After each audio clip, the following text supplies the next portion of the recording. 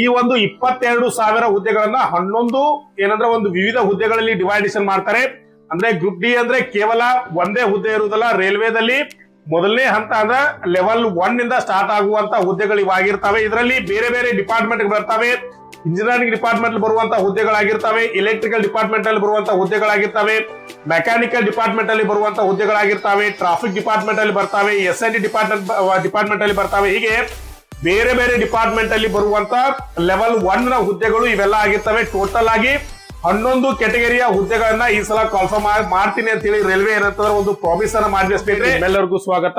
ನಾನು ನಿಮ್ಮ ನಾರಾಯಣ್ ಸರ್. ಸ್ನೇಹಿತರೆ ನಿಮ್ಗೆಲ್ಲರೂ ಗೊತ್ತಿರುವ ಹಾಗೆ ರೈಲ್ವೆ ಏನ್ ಹೇಳಿತ್ತಂದ್ರೆ ಇದೇ 21ಕ್ಕೆ ಒಂದು ಹೊಸದಾದ ನೋಟಿಫಿಕೇಶನ್ ಬಿಡ್ತಾನೆ ಅಂತ ಹೇಳಿತ್ತು. ಅಂದ್ರೆ ಏನ್ 22,000 ಗ್ರೂಪ್ ಡಿ ಯ ಹೊಸದಾದ ನೋಟಿಫಿಕೇಶನ್ ಅನ್ನ ಅಂದ್ರೆ 2025ರಲ್ಲಿ ಕಾಲ್ಫರ್ಮ್ ಆಗ್ಬೇಕಾದಂತ ಗ್ರೂಪ್ ಡಿ ಯ 22,000 ವೇಕೆನ್ಸಿಗಳನ್ನ 21ರಂದು ಅದರ ನೋಟಿಫಿಕೇಶನ್ ಸ್ಟಾರ್ಟ್ ಆಗುತ್ತೆ, ನೀವು ಅಪ್ಲಿಕೇಶನ್ ಹಾಕ್ಬೋದು ಅಂತ ಹೇಳಿ ಒಂದು ಶಾರ್ಟ್ ನೋಟಿಸ್ ಅನ್ನ ಕೊಟ್ಟಿತ್ತು.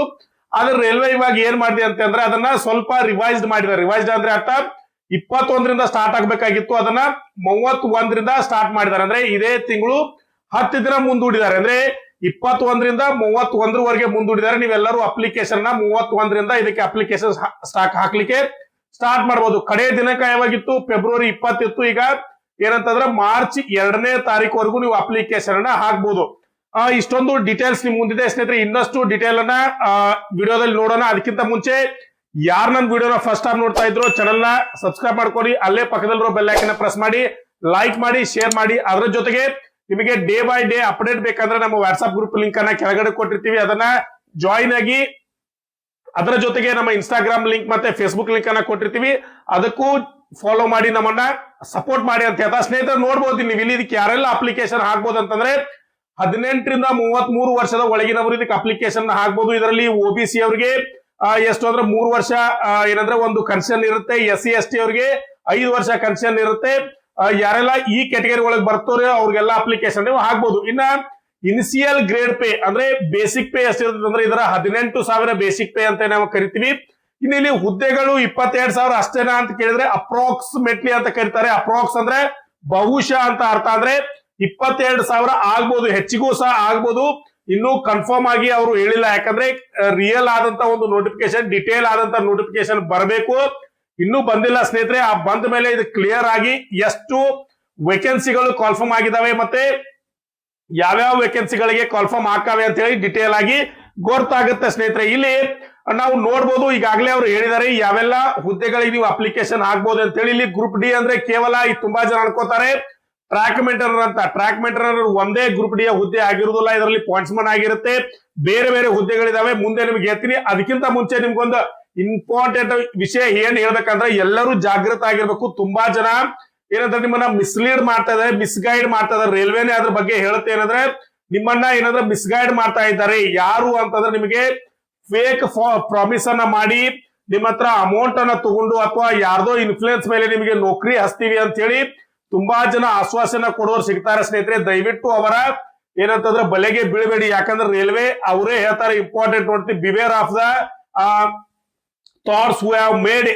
misguide candidate with the false promise by getting them selected for the job on illegal consideration on the ಏನಂದ್ರ recruitment process in the RRB exam fully ಏನಂತಂದ್ರೆ ಕಾಂಪ್ರಮೈಸ್ಡ್. ಅಂದ್ರೆ ಏನಂದ್ರೆ ಇಲ್ಲಿ ನೋಡ್ಬೋದು ನೀವು ಎಲ್ಲವೂ ಕಾಂಪ್ರಮೈಸ್ ಇರ್ತೈತಿ. ಸೆಲೆಕ್ಷನ್ ಪ್ರೊಸೆಸ್ ಪ್ಯೂರ್ಲಿ ಏನಿರ್ತೈತಿ ಅಂದ್ರೆ ಮೆರಿಟ್ ಕ್ಯಾಂಡಿಡೇಟ್ ಮೆರಿಟ್ ಮೇಲೆ ಅವೈಲೇಬಲ್ ಇರ್ತೈತಿ. ಅಂದ್ರೆ ಯಾವುದೇ ರೀತಿಯ ಇನ್ಫ್ಲುಯೆನ್ಸ್ ಮೇಲಾಗ್ಲಿ ಅಥವಾ ರೊಕ್ಕ ಕೊಟ್ಟ ನೀವು ರೊಕ್ಕ ನೌಕರಿ ಹಿಡಿದಾಗ್ಲಿ ಇಲ್ಲಿ ಯಾವುದೂ ಇರುವುದಿಲ್ಲ.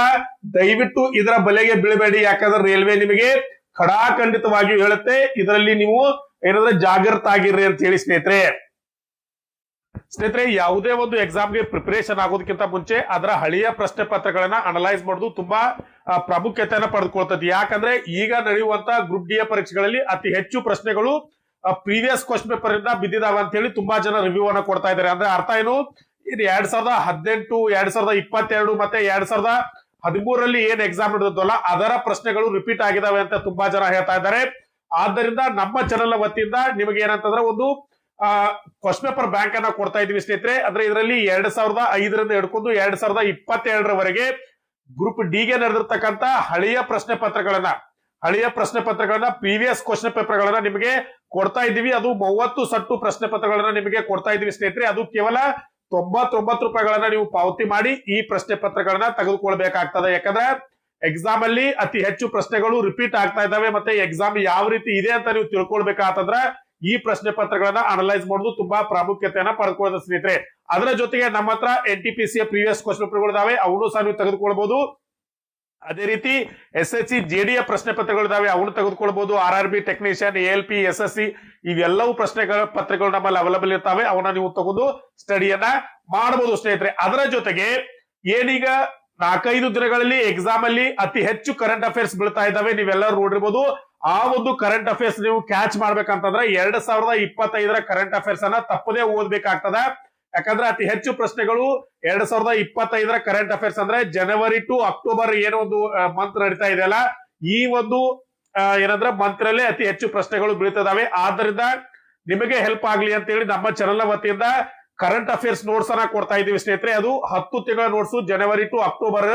ಇದು ಕೇವಲ 99 ರೂಪಾಯಿಗಳನ್ನ ನೀವು ಪಾವತಿ ಮಾಡಿ ತೆಗೆದುಕೊಳ್ಬೇಕು. ಯಾರಿಗ್ ಬೇಕು ಅವರು ಈ ನಂಬರ್ಗೆ ಕಾಂಟ್ಯಾಕ್ಟ್ ಮಾಡಿ ತೆಗೆದುಕೊಳ್ಬಹುದು. ಅದರ ಜೊತೆಗೆ ನಿಮ್ಮ ಜನರಲ್ ಸೈನ್ಸ್ ಅಂತ ಒಂದು ಟಾಪಿಕ್ ಬರ್ತದೆ, ಇದ್ರ ಮೇಲೆ 25 ಅಂಕಗಳನ್ನ ನೀವು ಎಕ್ಸಾಮ್ ಅನ್ನ ಬರಿಬೇಕಾಗ್ತದೆ ಸ್ನೇಹಿತರೆ. ಆ ಒಂದು ಚಾಪ್ಟರ್ ನಲ್ಲಿ ಕೆಮಿಸ್ಟ್ರಿ, ಬಯಾಲಜಿ, ಫಿಸಿಕ್ಸ್ ಎಲ್ಲದ್ರ ಮೇಲೆ ಪ್ರಶ್ನೆಗಳು ಬೀಳ್ತವೆ. ಅದಕ್ಕೆ ನಿಮಗೆ ಹೆಲ್ಪ್ ಆಗ್ಲಿ ಅಂತೇಳಿ ಜನರಲ್ ಸೈನ್ಸ್ ಸ್ಟಡಿ ಕಿಟ್ ಅಂತ ನಾವು ಒಂದು ಪ್ಯಾಕೇಜ್ ಅನ್ನ ಕೊಡ್ತಾ ಇದೀವಿ ಸ್ನೇಹಿತರೆ. ಇದು ಪ್ಯೂರ್ ಕನ್ನಡದಲ್ಲಿ ಇರ್ತೈತಿ. ಈ ಎಲ್ಲಾ ಸಿಲೆಬಸ್ ನಿಮಗೆ ಕವರ್ ಮಾಡಿ ಕೊಡ್ತೀವಿ. ಇದು ಸಹ ಇದರ ಒರಿಜಿನಲ್ ಬೆಲೆ 199 ರೂಪಾಯಿ ಇತ್ತು ಮೊದಲೇ. ನಾವು ಇದರ ಎಕ್ಸಾಮ್ಸ್ ಬಂದು ನಿಮಗೆ ಹೆಲ್ಪ್ ಆಗ್ಲಿ ಅಂತ ಕೇವಲ 99 ರೂಪಾಯಿಗಳ ಕೊಡ್ತಾ ಇದೀವಿ. ಯಾರಿಗ್ ಬೇಕು ಅವರು ಏನಾದ್ರೆ ಈ ಒಂದು ನಂಬರ್ ನ ಕಾಂಟ್ಯಾಕ್ಟ್ ಮಾಡಿ ತೆಗೆದುಕೊಳ್ಬಹುದು. ಮತ್ತೆ ಸ್ನೇಹಿತರೆ ಇನ್ನೊಂದು ಇಂಪಾರ್ಟೆಂಟ್ ಏನಂದ್ರೆ ಒಂದು ಅಪ್ಡೇಟ್ ಇದೆ. ಏನಂತಂದ್ರೆ ನಮ್ಮಲ್ಲಿ ಸ್ಟಡಿ ಮಟೀರಿಯಲ್ಸ್ ಅಂದ್ರೆ ಟೋಟಲ್ ಆಗಿ ಏನೊಂದು ಜನರಲ್ ಅವೇರ್ನೆಸ್ ಅಂತ ಒಂದು ಏನಂದ್ರೆ ಒಂದು ಚಾಪ್ಟರ್ ಇದೆ. ಆ ಒಂದು ಚಾಪ್ಟರ್ ಅಂದ್ರೆ ಒಂದು 20 ಮಾರ್ಕ್ಸ್ ಎಕ್ಸಾಮ್ ಇರ್ತಲ್ಲ, ಅವು ಎಲ್ಲವೂ ಕವರ್ ಆಗುವಂತ ಒಂದು ನೋಟ್ಸ್ ಪ್ಯಾಕೇಜ್ ಇದೆ. ಇದರಲ್ಲಿ general science, current affairs, Indian history, Indian constitution, general awareness ಅಂದ್ರೆ GK ಅಂತ ಕರಿತೀವಿ, ಇವೆಲ್ಲವೂ ಕೂಡಿರ್ತವೆ. ಇವೆಲ್ಲವೂ ಕೂಡಿ ಇದರ ಜೊತೆಗೆ ನಿಮಗೆ ಹಳೆಯ ಪ್ರಶ್ನೆ ಪತ್ರಗಳು ಸಹ ನಾವು ಉಚಿತವಾಗಿ ಕೊಡ್ತಾ ಇದೀವಿ. ಇವೆಲ್ಲವೂ ಸೇರಿ ಇದರ ಬೆಲೆ ಕೇವಲ 299 ರೂಪಾಯಿ ಇರ್ತದೆ ಸ್ನೇಹಿತರೆ. ಇವೆಲ್ಲವೂ ಬೇಕಂತಾರೆ 299 ಪಾವತಿ ಮಾಡಿ ಈ ನಂಬರ್ಗೆ ಕಾಂಟ್ಯಾಕ್ಟ್ ಮಾಡಿದ್ರೆ ನಾನು ನಿಮ್ಗೆ ಕೊಡ್ತೀನಿ ಸ್ನೇಹಿತರೆ. ನೀವು ಇಲ್ಲಿ ಯಾವೆಲ್ಲ ಹುದ್ದೆಗಳಿಗೆ ಕಾಲ್ಫಾರ್ಮ್ ಆಗ್ಬೋದು ಅಂತ ಹೇಳ್ತಾರೆ ಅಂದ್ರೆ, ಈ ಒಂದು 22,000 ಹುದ್ದೆಗಳನ್ನ 11 ಏನಂದ್ರೆ ಒಂದು ವಿವಿಧ ಹುದ್ದೆಗಳಲ್ಲಿ ಡಿವೈಡೇಷನ್ ಮಾಡ್ತಾರೆ.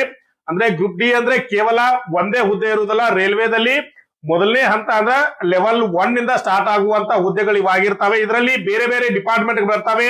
ಇಂಜಿನಿಯರಿಂಗ್ ಡಿಪಾರ್ಟ್ಮೆಂಟ್ ಬರುವಂತ ಹುದ್ದೆಗಳಾಗಿರ್ತವೆ, ಎಲೆಕ್ಟ್ರಿಕಲ್ ಡಿಪಾರ್ಟ್ಮೆಂಟ್ ಅಲ್ಲಿ ಬರುವಂತ ಹುದ್ದೆಗಳಾಗಿರ್ತವೆ, ಮೆಕ್ಯಾನಿಕಲ್ ಡಿಪಾರ್ಟ್ಮೆಂಟ್ ಅಲ್ಲಿ ಬರುವಂತ ಹುದ್ದೆಗಳಾಗಿರ್ತವೆ, ಟ್ರಾಫಿಕ್ ಡಿಪಾರ್ಟ್ಮೆಂಟ್ ಅಲ್ಲಿ ಬರ್ತವೆ, SND ಡಿಪಾರ್ಟ್ಮೆಂಟ್ ಅಲ್ಲಿ ಬರ್ತವೆ. ಹೀಗೆ ಬೇರೆ ಬೇರೆ ಡಿಪಾರ್ಟ್ಮೆಂಟ್ ಅಲ್ಲಿ ಬರುವಂತ ಲೆವೆಲ್ 1 ನ ಹುದ್ದೆಗಳು ಇವೆಲ್ಲ ಆಗಿರ್ತವೆ. ಟೋಟಲ್ ಆಗಿ 11 ಕೆಟಗರಿಯ ಹುದ್ದೆಗಳನ್ನ ಈ ಸಲ ಕಾಲ್ಫಾರ್ಮ್ ಮಾಡ್ತೀನಿ ಅಂತ ಹೇಳಿ ರೈಲ್ವೆ ಏನಂತಂದ್ರೆ ಒಂದು ಪ್ರಾಮಿಸ್ ಅನ್ನ ಮಾಡಿದೆ ಸ್ನೇಹಿತರೆ. ಅವೆಲ್ಲ ಯಾವ್ಯಾವ ಹುದ್ದೆಗಳಂತಂದ್ರೆ ನೀವು ನೋಡ್ಬೋದು, ಟ್ರ್ಯಾಕ್ ಮಷಿನ್ ಅಸಿಸ್ಟೆಂಟ್ ಹುದ್ದೆಗಳಾಗಿರ್ಬೋದು, ಅಸಿಸ್ಟೆಂಟ್ ಬ್ರಿಡ್ಜ್ ನ ಹುದ್ದೆ ಆಗಿರ್ಬೋದು, ಟ್ರ್ಯಾಕ್ ಮೇಂಟೈನರ್ ಗ್ರೇಡ್ 4 ಅಂತ ಹೇಳ್ಬೋದು. ಇವೇ ಅತಿ ಹೆಚ್ಚು ಹುದ್ದೆಗಳಿದಾವೆ. 11,000 ಹುದ್ದೆಗಳನ್ನ ಕರಿತೀನಿ ಅಂತ ಹೇಳ್ತಾರೆ.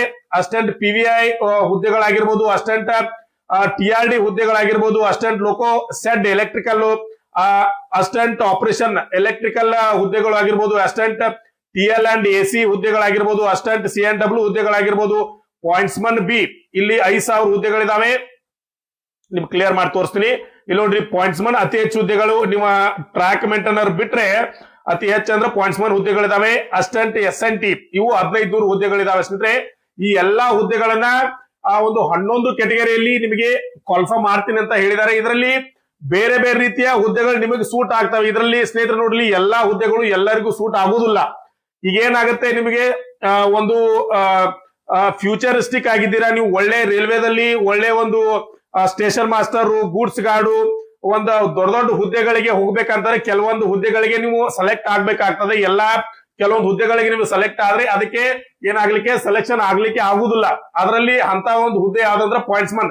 ಈಗ ಒಂದು ಬ್ರೀಫ್ ಆಗಿ ಹೇಳ್ತೀನಿ, ಇನ್ನೊಂದು ಬೇಕಾದ್ರೆ ಡಿಟೇಲ್ ವಿಡಿಯೋ ಬೇಕಂತಂದ್ರೆ ನಾನು ನಿಮಗೆ ಪಾಯಿಂಟ್ಸ್ಮನ್ ಆಗೋದ್ರಿಂದ ಯಾವೆಲ್ಲ ನಿಮಗೆ ಅಂದ್ರೆ ಬೆನಿಫಿಟ್ ಸಿಗ್ತಾವೆ ಅಂತ ನಾನು ಇನ್ನೊಂದು ವಿಡಿಯೋದಲ್ಲಿ ಹೇಳ್ತೀನಿ.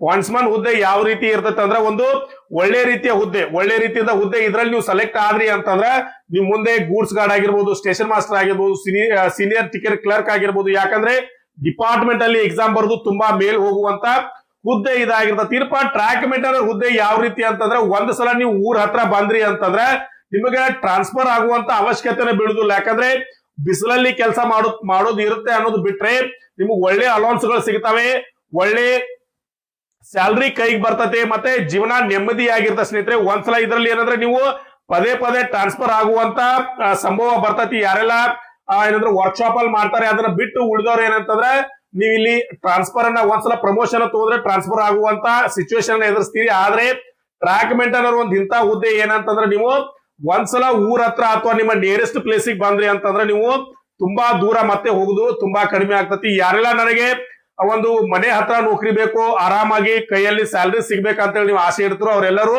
ಟ್ರ್ಯಾಕ್ ಮೇಂಟೈನರ್ ಆದ್ರೆ ಒಳ್ಳೇದಾಗುತ್ತೆ ಸ್ನೇಹಿತರೆ. ಅದೇ ರೀತಿ ಎಲ್ಲಾ ಹುದ್ದೆಗಳಿಗೂ ಒಂದೊಂದು ಏನಂದ್ರೆ ಒಂದು ಬೆನಿಫಿಟ್ ಇದಾವೆ. ಅವನ್ನೆಲ್ಲ ನಾನು ಬೇಕು ಅಂದ್ರೆ ನಿಮಗೆ ಮುಂದಿನ ವಿಡಿಯೋಗಳಲ್ಲಿ ತಿಳಿಸ್ತಾ ಹೋಗ್ತೀನಿ. ಕಾಲ್ಫಾರ್ಮ್ ಆಗ್ಲಿ, ಫುಲ್ ಡಿಟೇಲ್ ಆದಂತ ಒಂದು ನೋಟಿಫಿಕೇಶನ್ ಬರ್ಲಿ ಸ್ನೇಹಿತರೆ. ಫುಲ್ ಡಿಟೇಲ್ ಆದಂತ ನೋಟಿಫಿಕೇಶನ್ ಬತ್ತ ಅಂತಂದ್ರೆ ಇನ್ನಷ್ಟು ಅದ್ರ ಬಗ್ಗೆ ಏನಂತಾರೆ ಡಿಟೇಲ್ ಆಗಿ ನಿಮ್ಗೆ ಹೇಳೋಣ. ಆಮೇಲೆ ಏನಂತಂದ್ರೆ ಯಾವ ರೀತಿ ಅಪ್ಲಿಕೇಶನ್ ಹಾಕ್ಬೇಕು, ಪೋಸ್ಟ್ ಪ್ರಿಫರೆನ್ಸ್ ಅನ್ನ ಇದರಲ್ಲಿ ನೀವು ಅಪ್ಲಿಕೇಶನ್ ಹಾಕುವಾಗ ಪೋಸ್ಟ್ ಪ್ರಿಫರೆನ್ಸ್ ಅನ್ನ ಕೇಳ್ತಾರೆ. ಅಂದ್ರೆ 1, 2, 3 ಈ ತರ ಕೊಡ್ತಾ ಹೋಗ್ಬೇಕು. ಯಾವ ಪೋಸ್ಟ್ ಅನ್ನ ಮೇಲೆ ಇಡ್ಬೇಕು, ಯಾವ ಪೋಸ್ಟ್ ಅನ್ನ ಕೆಳಗಡೆ ಇಡ್ಬೇಕು, ಈ ತರ ಇನ್ನಷ್ಟು ಮಾಹಿತಿಯನ್ನ ಇನ್ನು ಮುಂದಿನ ವಿಡಿಯೋಗಳಲ್ಲಿ ನಾನು ನಿಮ್ಗೆ ಕೊಡ್ತಾ ಹೋಗ್ತೀನಿ. ಅಲ್ಲಿವರೆಗೂ ನೀವು ಏನ್ ಮಾಡ್ಬೇಕಂದ್ರೆ ಆ ಎಲ್ಲಾ ಇನ್ಫಾರ್ಮೇಶನ್ ಬೇಕಂದ್ರೆ ಚಾನೆಲ್ ನ ಫಾಲೋ ಮಾಡ್ತಾ ಇರ್ಬೇಕು. ಚಾನೆಲ್ ನ ಸಬ್ಸ್ಕ್ರೈಬ್ ಮಾಡ್ಕೊಳ್ಳಿ. ನಮ್ಮ ವಾಟ್ಸ್ಆಪ್ ಗ್ರೂಪ್ಗೆ ಜಾಯಿನ್ ಆಗಿ, ಫೇಸ್ಬುಕ್ ಮತ್ತೆ ಇನ್ಸ್ಟಾಗ್ರಾಮ್ ಲಿಂಕ್ ಅಲ್ಲಿ ನಮ್ಮನ್ನ ಏನಂತಾರೆ ಜಾಯಿನ್ ಆಗಿ ಫಾಲೋ ಮಾಡ್ತಾ ಇರಿ ಅಂತ ಹೇಳ್ತಾ ಇವತ್ತಿನ ವಿಡಿಯೋನ ಇಲ್ಲೇ ಮುಗಿಸೋಣ ಸ್ನೇಹಿತರೆ. ನಮಸ್ಕಾರ.